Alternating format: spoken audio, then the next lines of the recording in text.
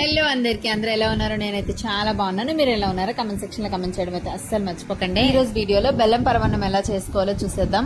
Normal గా బెల్లం పరమాన్నం చేసుకునేటప్పుడు పాలు వేసాక ఆ పాలు విరిగిపోతాయి కదా, అలా విరిగిపోవడం వల్ల టేస్ట్ బాగోదు. అండ్ మనం పూజలు చేసేటప్పుడు అలా విరిగిపోతే కొంచెం సెంటిమెంటల్ గా ఫీల్ అవుతాం కదా, అలా కాకుండా పాలు విరగకుండా మంచిగా బెల్లం పరమాన్నం వచ్చేటట్టు ఎలా చేసుకోవాలనేది వీడియోలో చూపిస్తాను. దీనికోసం ఫస్ట్ అయితే డ్రై ఫ్రూట్స్ ఫ్రై చేసి పక్కకు పెట్టుకున్నాక అదే గిన్నెలో వాటర్ వేసుకున్నాను. వాటర్లో బెల్లం వేసుకుని ఇలాచీ వేసుకున్నాను.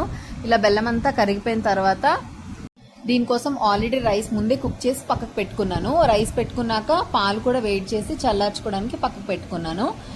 సో ఈ వాటర్లో మనం ఆల్రెడీ కుక్ చేసి పెట్టుకున్న రైస్ వేసుకొని ఒక్కసారి బాగా కలుపుకోవాలి. కలుపుకున్నాక అందులో సరిపడా సాల్ట్ యాడ్ చేసుకోవాలి. యాడ్ చేసుకున్నాక మనం ఆల్రెడీ ముందు ఫ్రై చేసి పెట్టుకున్నాం కదా, ఆ డ్రై ఫ్రూట్స్ అనేవి యాడ్ చేసుకున్నాక కొంచెం చల్లగా అయిన తర్వాత అందులో మనం ఆల్రెడీ కాచి చల్లార్చి పెట్టుకున్న పాలు అనేవి వేసుకోవాలి. ఇలా వేసుకోవడం వల్ల పాలు విరగకుండా టేస్ట్ చాలా బాగా వస్తుంది. ఒకసారి మీరు టిప్ ట్రై చేసి బెల్లం పరమాన్నం చేయండి. ఈ వీడియో మీకు యూస్ఫుల్ అవుతుందని అనుకుంటున్నాను. Thank you.